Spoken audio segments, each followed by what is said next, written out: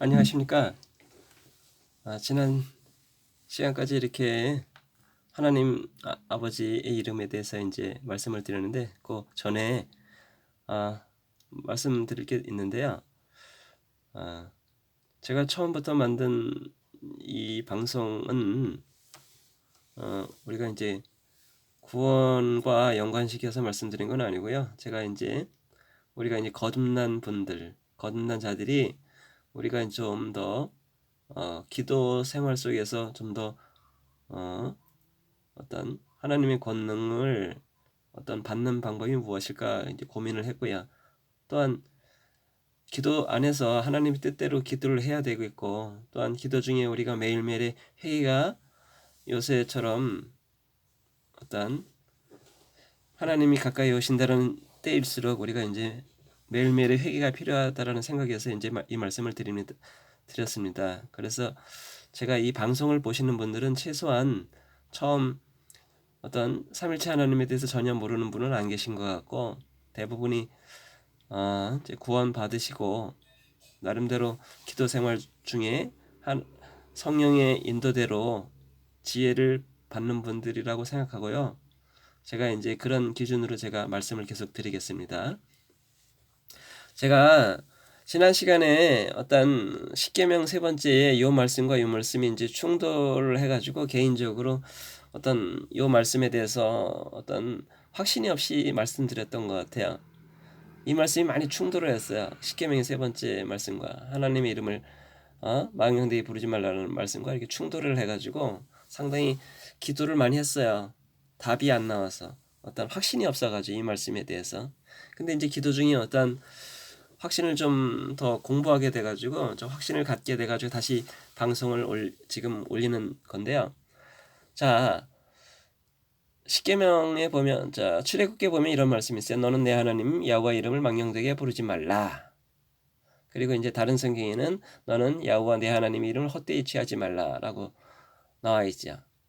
근데 이제 요 이름이 야후와 요 이름이 어떤 성경체마다 영어 성경엔 로드로 되어 있고, 우리는 주로 번역되어 있는 것도 있고 여호와로 쓰여진 성경도 있다 그랬어요.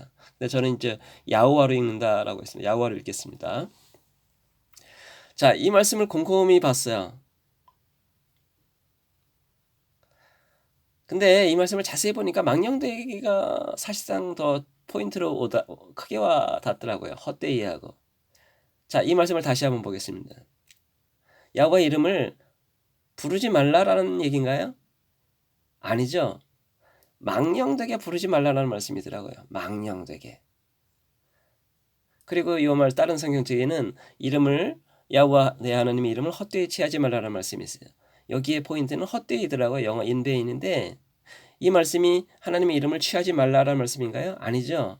헛되이 취하지 말라는 얘기죠. 사실상 어떤 히브리학자가 하나님의 이름을 부르지 말라, 찬양하지 말라, 취하지 말라라는 말씀을 한번 찾아봤는데 그 비슷한 말씀이 성경책에서 없더라고요.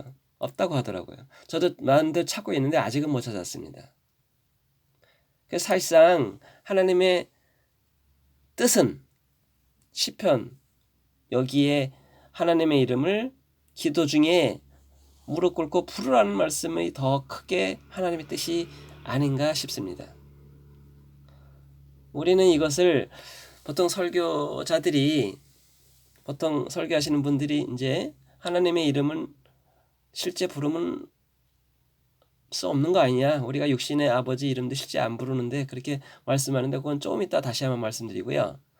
자, 두 번째, 탈무드에 이런 말씀이 있어요. 하나님의 실명은 감추어져야 된다. 하나님의 실명을 부르는 자는 영생을 이룬다라는 말씀이 있어요. 사실상 이 말씀 때문에 하나님의 실명을 부르는 것에 대해서 상당히 두려워하는 마음이 있었습니다. 사실상. 근데 사실상 탈무드가 성경책은 아니죠. 바로 유대인들의 바벨론 생활, 포로 생활 중에 랍비들이 쓰기 시작했는데 그때의 전통 교훈에 가깝죠. 탈무드는. 저도 옛날에 어릴 때 탈무드 책을 조금 보긴 했는데 상당히 내용이 좋더라고요. 그런데 이것이 성경 말씀은 아니죠. 우리가 이 탈무드 책을 교훈은 삼을 수 있어도 성경 말씀에 배치된다면은 우리는 탈무드를 따를 필요는 없는 거죠. 그죠? 제 말이 맞죠? 자, 세 번째입니다. 세 번째. 여기 이제 요 하나님의 이름 야호와가 있는데 사실상 어떤 성경 히브리 학자가 이걸 찾아봤는데 약 7천회가 확인된다 그러더라고요. 이게 이 말씀, 이 이름이. 자, 만약에 하나님의 뜻이 감추어 두는 게, 하나님의 이름을 감추어 두는 게 뜻이라면 이렇게 많은 성경 속에 이런 구약성서 어떤 성서 원문에 이런 하나님의 이름을 나타내지 않는다라고 봅니다. 하나님 뜻은 7천회에 가깝게 이렇게 나타내기 때문에 이 말 하나님의 실명은 드러내는 게 하나님의 뜻이라고 봅니다. 자, 네 번째, 여기 이런 말씀이 있어요. 요엘서에 누구든지 야호와의 이름을 부르는 자는 구원을 얻으리라는 말씀이 있어요. 이거는 이제 마지막 때에 예언한 말씀인데, 자, 야호와의 이름을 부르는 자는 이거는 뭐예요? 막 부르라는 얘기가 아니라 야호와의 이름을 무릎 꿇고 부르는 기도하는 자는 구원을 얻는다는 말씀이죠. 마지막 때에 야호와의 이름을 불렀고 이때도 야호와의 이름을 부르라고 합니다. 목 놓아서 무릎 꿇고. 그러면 우리는 요 사이에 신약이 있죠. 요새 은혜의 시대가 있어요. 그럼 요 은혜의 시대는 보통 기도할 때 저 같은 경우도 예전에 말씀드렸듯이 주여, 주님, 하나님이시여 이렇게 기도한 다음에 예수님의 이름으로 기도합니다 했어요.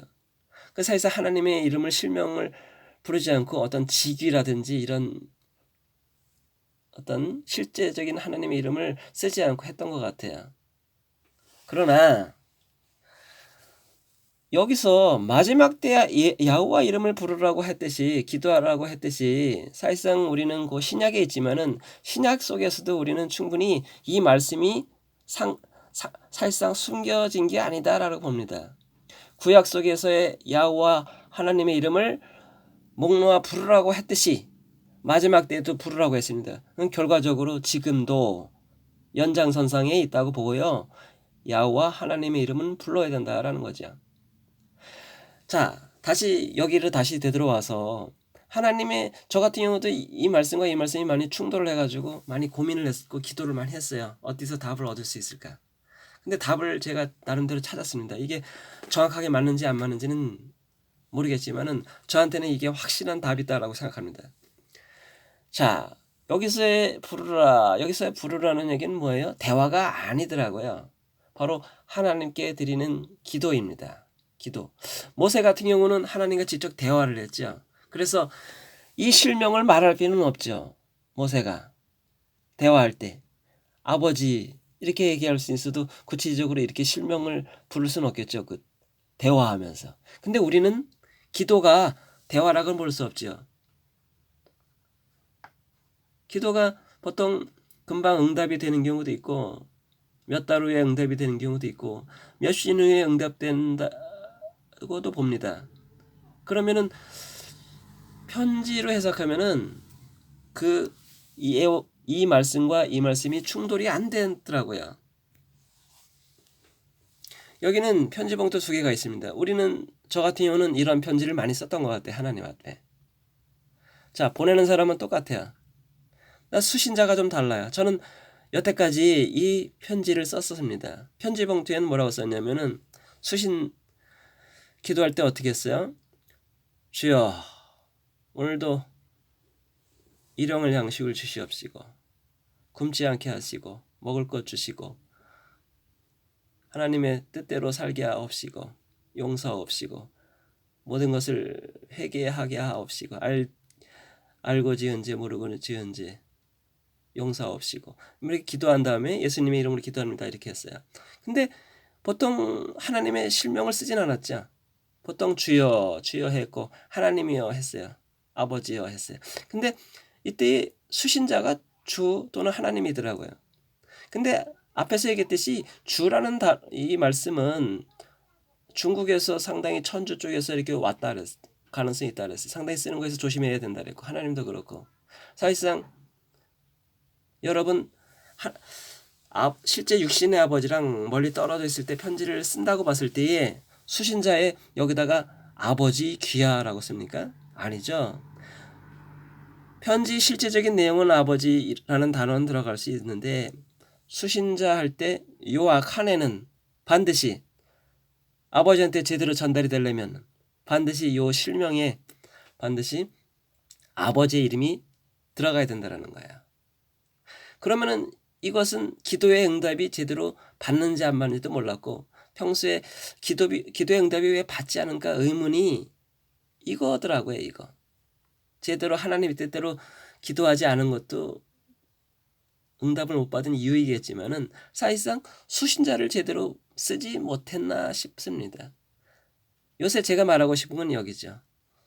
우리가 최소한 수신자는 구체적인 하나님의 실명을 써야 된다는 거예요. 결국은 기도에 우리의 처음에 기도할 때에는 야호와 하나님을 찾아야 된다는 거죠. 야호와 아버지를 찾고 여기다가 야호와 하나님 썼듯이 우리는 기도 중에 야호와 하나님 이름을 부르고 그 실제적인 기도 내용에서는 이제 아버지는 할 수 있죠. 편지 내용에서는 아버지 해도 되죠. 그죠? 마지막으로 예수님의 이름으로 기도합니다. 이러면은 되더라고요. 그러면은 이것이 편지가 제대로 하나님께 아버지께 제대로 전달된다고 봅니다. 그 것이 내용이 하나님의 뜻에 합당하다면 답장이 오겠죠. 그죠? 응답이 온다고 확신합니다.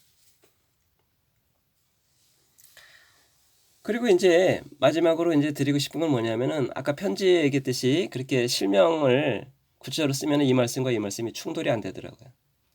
그리고 이제 마지막으로 이제 우리가 조심해야 할 것은 뭐냐면 편지 내용 중에 우리가 알게 모르게 쓰는 호칭에 대해서 저번에 말씀을 드렸는데 주님에 대한 호칭 말씀이었죠. 근데 여기 또 그런 말씀이 또 있더라고요. 호세아에. 이것도 마지막 때에 예언한 말씀인데 내가 바알들의 이름을 그 입에서 제거하여 다시는 그 이름을 기억하여 부르는 일이 없게 하리라라고 말씀드렸어요. 여기 바알이라는 단어가 나오죠. 히브리 사전에 보면은 바알 치면 로드가 나와요. 로드. 우리는 이걸 주라고 해석하죠. 바알이 주님이라는 뜻이 있어요.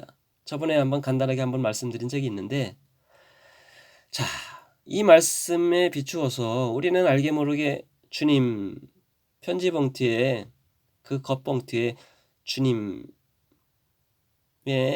이런 단어로 편지를 쓰지 않았나 싶습니다. 그래서 응답을 제대로 받지 못했나라는 그런 것도 우려가 되고요. 그리고 또 다른 신의 이름을 부르지 않았나 싶습니다. 우리가 이제 회개해야 할 일들인데 저는 요거에 대해서는 아직은 어떤 확신한 건 없더라고요. 나름대로 기도 한번 하시고 그 응답을 나름대로 받으셔야 될 것 같아요. 그래서 최소한 말씀에 이런 말씀이 있듯이 어떤 주님, 주라는 단어 쓰는 거에 대해서 우리가 좀 절제된 표현이 필요하지 않을까 싶습니다. 하나님이 싫어하실 수 있다라는 말씀이죠. 예, 들어주셔서 감사합니다.